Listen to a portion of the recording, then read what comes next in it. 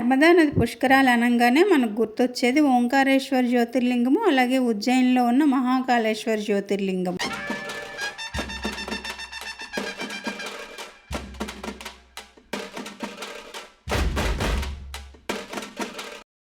Hi అండి, అందరికీ నమస్కారం. నేను మీ జయ. యాత్ర విశేషాలకు స్వాగతం అండి. వచ్చే నెల అంటే మే నెలలో నర్మదా నది పుష్కరాలు కదండి. ఈ పుష్కరాలు మే నెల 1వ తేదీ బుధవారం మధ్యాహ్నం 1 గంటకు మొదలవుతాయండి.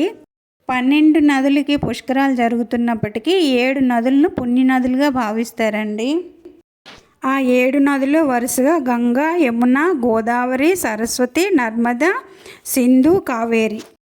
ఈ 7 నదుల్లో నర్మదా నది కూడా ఉంది కాబట్టి నర్మదను పుణ్యనదిగా భావిస్తారు. నర్మదా నది కూడా గంగా నదిలాగే దివి నుంచి భూమికి దిగి వచ్చిందండి. పురాణాల ప్రకారము పురూరవ చక్రవర్తి తపస్సుకు మెచ్చిన శివుడు అతని కోరిక మేరకు నర్మదను దివి నుంచి భూమికి పంపినట్లుగా తెలుస్తుంది.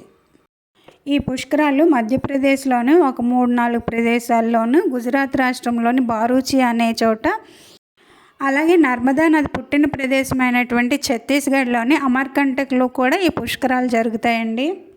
అయితే భక్తులు ఎక్కువగా మధ్యప్రదేశ్లో ఉన్న ఓంకారేశ్వర్ ఘాట్కి వెళ్ళడానికే ఇష్టపడతారండి.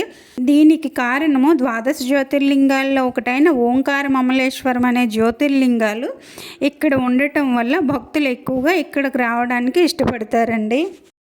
అంతేకాదండి, ఇక్కడికి చేరుకుంటే సప్తమోక్షపురుల్లో ఒకటైన ఉజ్జయిని వెళ్ళటం కూడా చాలా సులువండి. ఇంకా ఉజ్జయిన్లోని మహాకాళేశ్వర జ్యోతిర్లింగము, హరసిద్ధిమాత శక్తిపీఠము, అలాగే గడకాళిక శక్తిపీఠం గురించి తెలియని వాళ్ళు ఎవరు ఉండరు. మధ్యప్రదేశ్లోని భోపాల్ కానీ ఇండోర్ కానీ చేరుకుంటే ఈ 2 ప్రదేశాలు అంటే ఉజ్జయిని కానీ ఓంకారేశ్వర్ కానీ చేరుకోవడం చాలా సులువండి.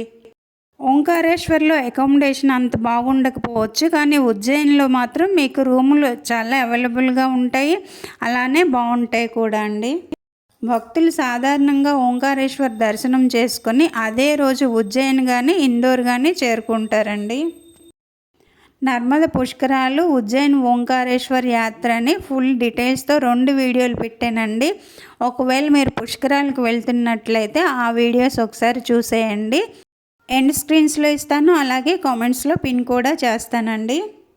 వీడియో ఎలా ఉందో కామెంట్ చేసి చెప్పండి. నచ్చితే లైక్ చేసి షేర్ చేయండి. సబ్స్క్రైబ్ చేసుకోవడం మర్చిపోకండి. ఇంకో మంచి వీడియోతో మళ్ళీ కలుద్దాం. అంతవరకు సెలవండి.